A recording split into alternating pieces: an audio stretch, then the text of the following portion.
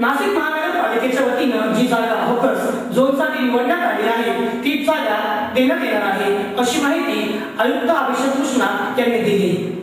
आज आमची फेरीवाला धोरणाची बैठक झालेली आहे, त्याच्यामध्ये समितीची बैठक झालेली आहे। त्याच्यामध्ये जे वेगवेगळे प्रकारचे संघ आहेत त्याचे प्रतिनिधीची नेमणूक करायची होती। आमच्याकडे 5 पैकी 3 प्रकारचे संघ आहेत आणि या तिघांपैकी एक अर्ज आमच्याकडे आले होते।